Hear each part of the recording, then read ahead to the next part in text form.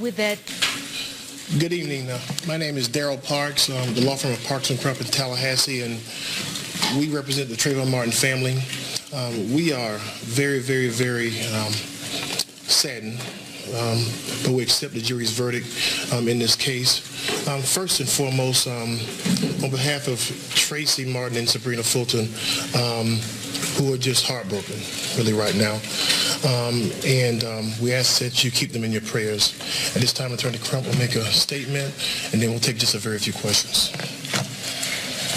Hi, I'm here along with Attorney Jasmine Rand, Attorney Natalie Jackson, Attorney Cheyenne Medeiros, and Attorney Daryl Parks. Sabrina Fulton and Tracy Martin would like to thank all of the supporters throughout the nation and the world, to everybody that attended a rally, to the millions of people that signed petitions, to the prosecution, Ms. Angela Corey, Mr. Bernie Delarande, Attorney John Guy, and Mr. Rich Manti, and everybody from the prosecutor's office, to everybody that put their hoodies up, and to everybody who said, "I am Trayvon."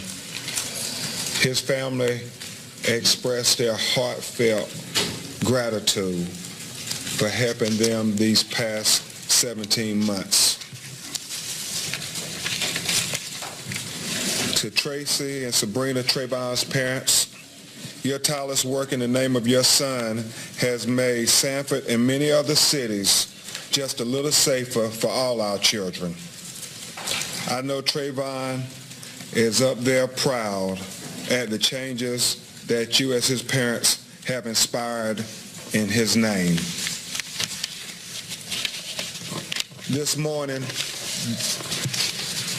Martin Luther King's daughter, Dr. Bernice King, tweeted me a message that read, "Today is a defining moment for the status of my father's dream."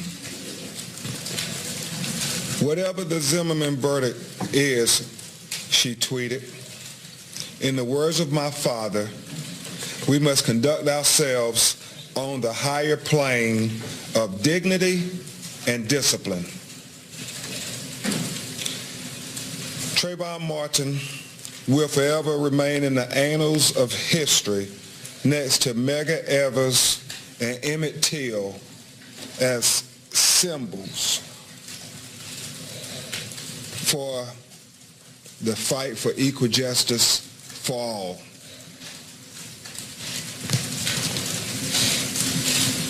Tracy and Sabrina are thankful for all those prayers over the past 17 months since the death of their son. This is a very trying time for their family, and we ask that you respect their privacy. In conclusion, for Trayvon to rest in peace, we must all be peaceful. Thank you. Thank you. Just a couple of questions. Yes.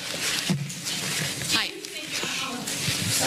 Amanda Evans, News 13. Mr. Crump, the defense gave you a hard time throughout this. They just said moments ago that your first interview with Rachel Jeantel was made for TV but not for an investigation. Your thoughts on that?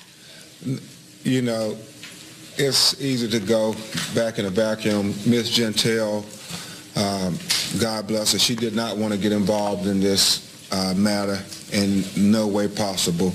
And so I think it's pretty well documented about the challenges we had to try to get her to do an interview, and finally we got her to agree to do a telephone interview, and we did that interview the best we could to make sure that we had her statement.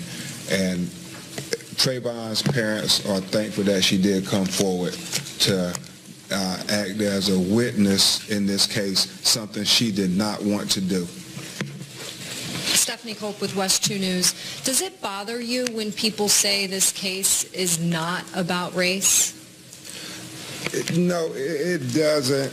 But, you know, the whole world was looking at this case for a reason. And what people wanted to see, as we all said, how far we have come in America in matters of equal justice.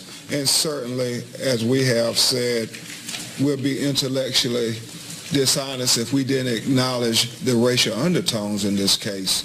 So we have to have very responsible conversations about how we get better as a country and move forward from this tragedy and learn from it.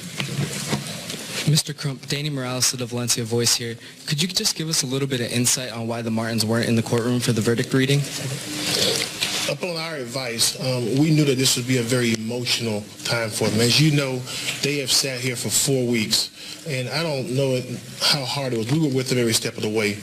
What they had to endure, the pain of hearing gunshot after gunshot after gunshot, same call, faces of their son in the morgue time and time again, as late as yesterday. Upon our advice, we recommended to them that they should go home and attend their home church since we were going into Sunday. So upon our advice, they went home to go to church tomorrow, and that's what they'll do. Mr. Crump, Mr. Parks. Question, yes. Hello. I think, Mr. Parks, you may have answered this question in part, but I'll ask again if I can. Where was the family when the announcement was made in court tonight? And did they skip this because they expected a particular outcome? Well, I'll just say for security, they were in a safe location and remain in a safe location. They will be going to church tomorrow, though, but I won't disclose their location at this time for security purposes. Okay. Any more questions? Please remember that this is a very challenging time for their family, and please respect their privacy. Thank you. May I ask